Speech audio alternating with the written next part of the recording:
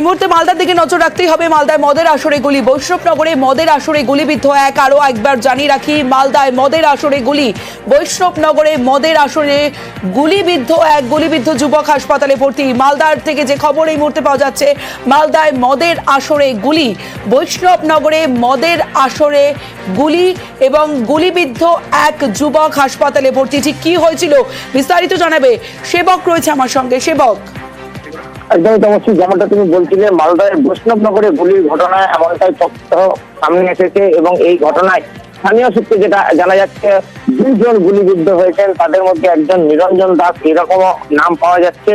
দুজনকে গুলিবিদ্ধ অবস্থায় আনা হচ্ছে মালদা মেডিকেল কলেজ হাসপাতালে।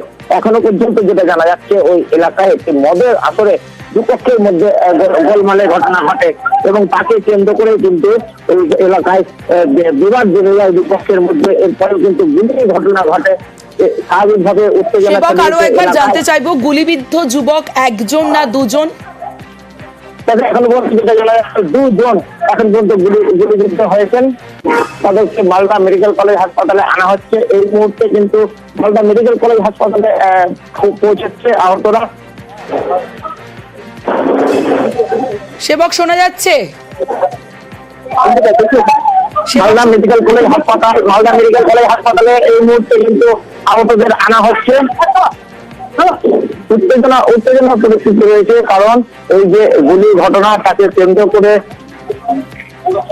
এখনো পর্যন্ত স্পষ্ট নয় গুলির কারণ। মোটামুটি প্রাথমিকভাবে যেটা জানা যাচ্ছে যে বচসা হয় দুপক্ষের মধ্যে,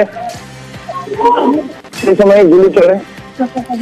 অর্থাৎ সেবক, বোঝা যাচ্ছে যে মদের আসরে দুপক্ষের মধ্যে বচসা, সম্ভবত সেই থেকেই গুলি চলে, যেখানে গুলি বিদ্ধ দুজন, তাদের হাসপাতালে ভর্তি করা হচ্ছে এমনটাই জানা যাচ্ছে। মালদায় মদের আসরে গুলি, বৈষ্ণবনগরে মদের আসরে গুলিবিদ্ধ যুবক দুজনকে হাসপাতালে ভর্তি করা হয়েছে।